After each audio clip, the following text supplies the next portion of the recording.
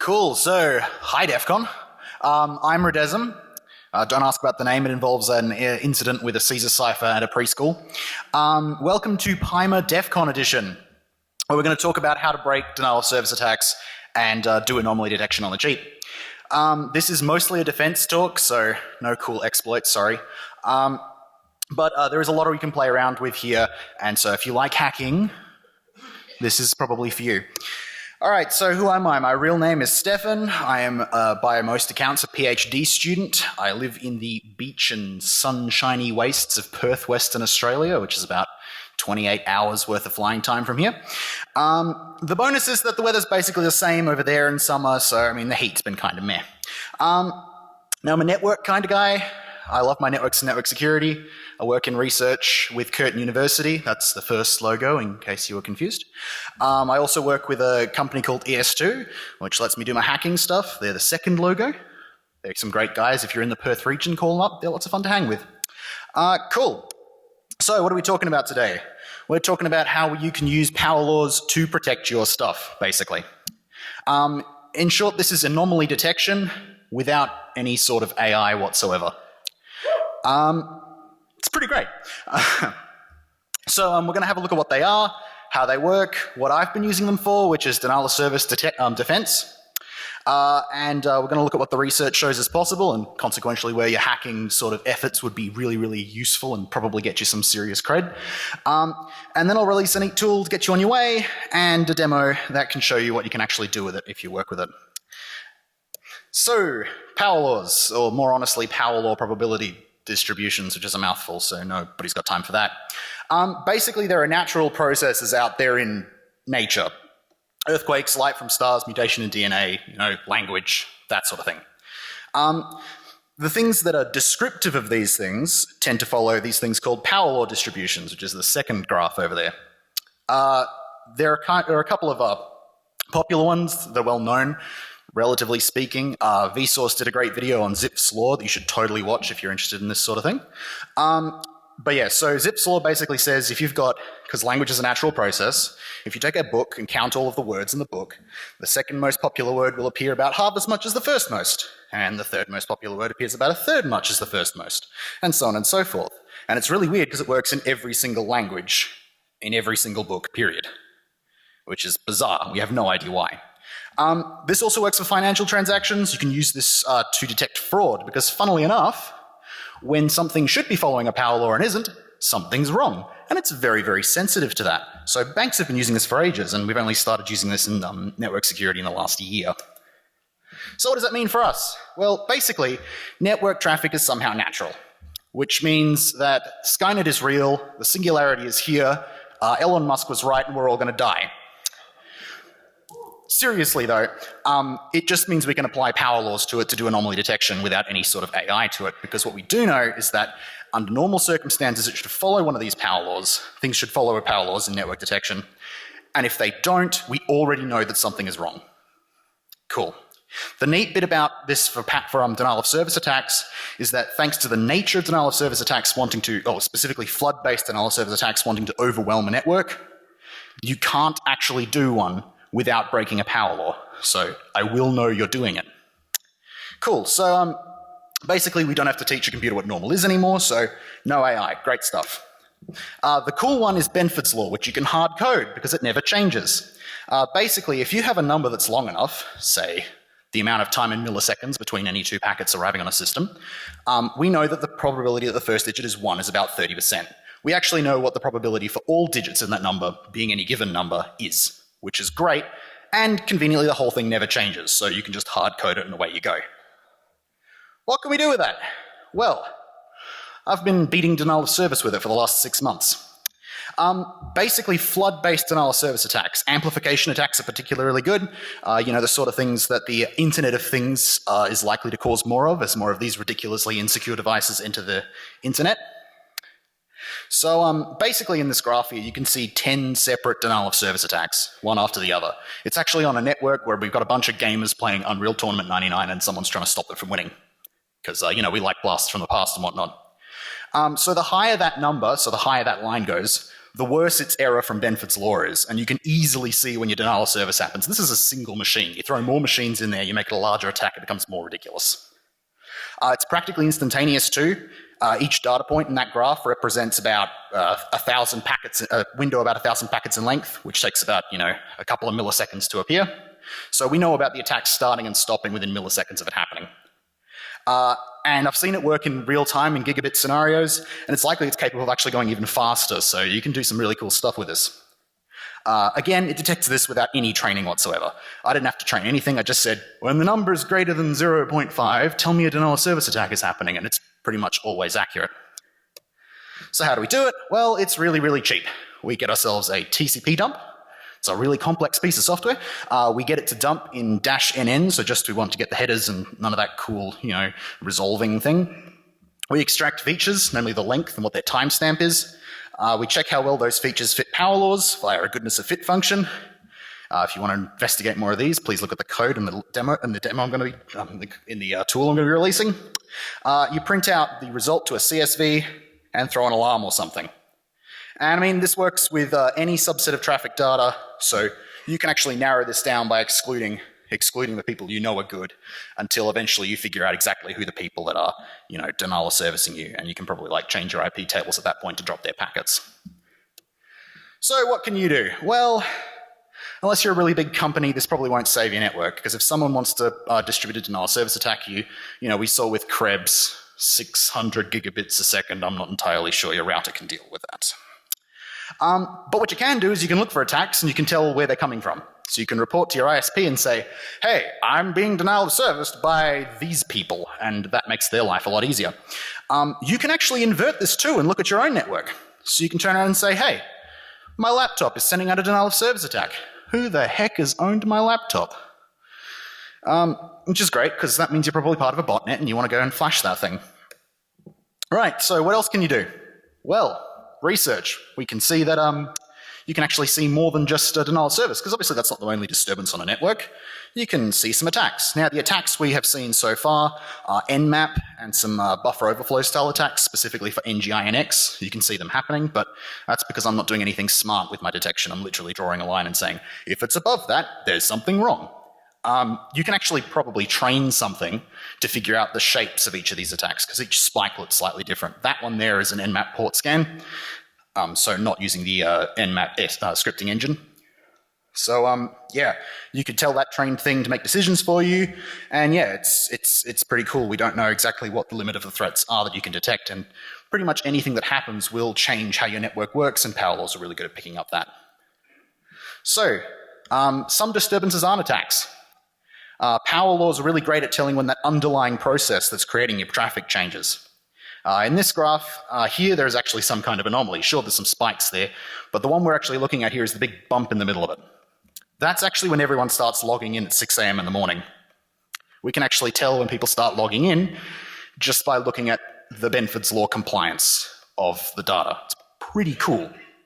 So basically, if you see a change that isn't regular and doesn't match with any of your activities, you might see someone doing something to your network, doing something to one of your computers, or something is broken.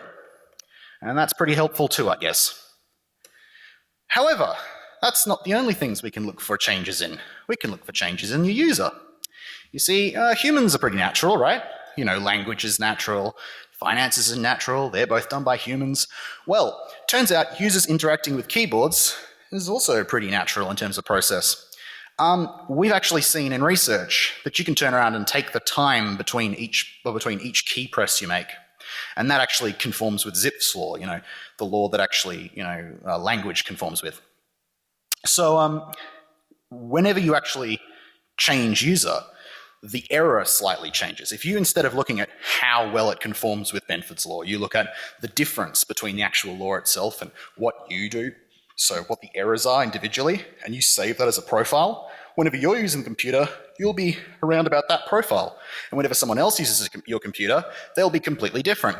And you can immediately tell that someone is using a computer and you didn't ask them to. So keyboards are great and all, but that's not the only thing you can do. Because it's entirely based on human interaction, you can probably extend this to all sorts of stuff. Command usage, network usage for that user, etc., etc. So when your computer determines that something is up here, you can turn around and tell it to start doing stuff. You can say, oh, I'd better start a keylogger. Or start sandboxing things, denying access to things, whatever. Be creative. Speaking of being creative, we have no idea where this goes. This has been looked into for the last 6 months by research teams who are notoriously slow. So hacking input is great. That's what I've been doing with the denial of service thing, and that's pretty much the furthest we've got. So the tool I'm handing out today is basically here's basically where I'm up to. This is how you can do some power law analysis. Start putting stuff in and see what you get. It's everywhere. There's a lot of stuff this can be applied to. We don't even know the limits of the network detection capacity. And we think we can apply it to pretty much anything that has to do with a computer. So this might be really, really cool if you're an engineer wanting to play around with something. And it's basically really fast and simple to play around with anyway, so why not? So now the tool. So bear with me here. Whoa. Whoa. No. Come back, screen. Hey, AV guys. I can't do a demo when the screen's blank. Can you help, please? Please? Well, while that's happening, I'll set this up so we just jump straight into it, right? I think that's fair enough.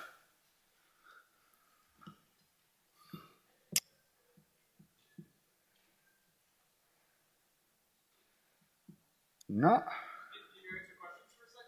Yeah, sure. So, if I'm looking at data that isn't really natural, is this still maybe an interesting metric to look at? Oh yeah, sure. No, because the human data, right, with keyboard stuff. Question being, is this a good thing to look at with stuff that isn't natural? Human keyboard data. They figured out you can actually do profiling just based on the Benford's law, which doesn't conform with keyboards at all, right? So it's completely erroneous. But the profile of error from the user was actually able to be used as a profile just as well as the Zipf's law stuff. So even if something isn't natural, yeah, there are things you can do with this. It's really, really good at telling when something has been changed. So. Oh, really? Well, that's odd. It's plugged in. Okay, I'll unplug and we'll plug it back in. No, same operating system. Yep.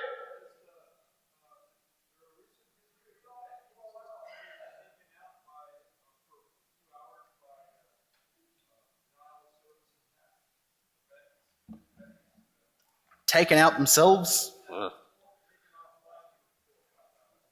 They probably. Sorry. Is there a history of banks being taken offline for 4 or 5 hours by denial of service attacks? Maybe. I'm not exactly sure. I'm pretty sure that's happened before. Oh, well, there you go. I mean, like the important thing here is that, distributed denial of service attacks, specifically ones that you'd expect from, your Internet of Things devices, are going to get like significantly more common over the next 10 to 20 years. Yep. So what's the overhead on running this calculation? Obviously you said you can handle a lot of data really fast, but if you wanted to say, look at particular IP addresses inside the network to determine who's actually sending the denial of service out, yep. Like what's the O of N? Okay, so what's the O of N on the actual detections? I'm pretty sure it's O(n) squared. So it's not slow, like super slow, but it's not ultra fast. I mean, that's mostly due to my tool being pretty damn slow. You can probably make this a lot faster. I mean, I've written the tool in basically Python, so. Perfect. Python 2 rules, screw Python 3.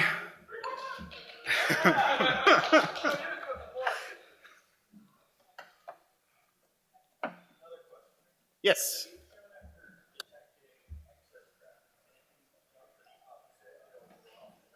Showing drops in traffic.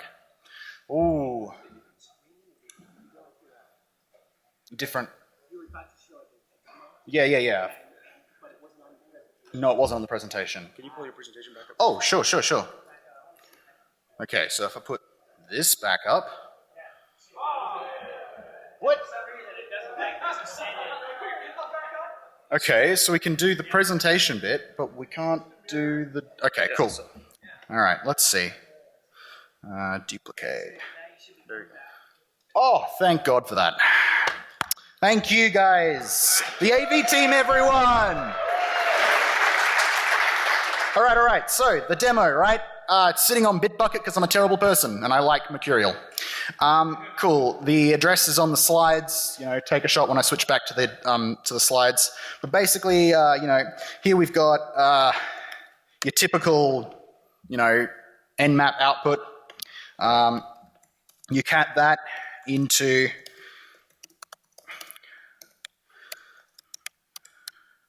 the preprocessor. It'll strip out timestamps, IP addresses, ports from and to, and a bunch of lengths and the IP flags. So if you're interested in that sort of thing, obviously these aren't all used for my for the analysis and the tool itself, but they basically give you some really, really quick extensibility options. And if you then pipe that to the power law processor and give it, say, Benford's for inter-arrival time, with a nice little CSV of all of the goodness of fit values in their timestamps, which, if you then run against... so we've got one that I prepared earlier because, that's nice of me.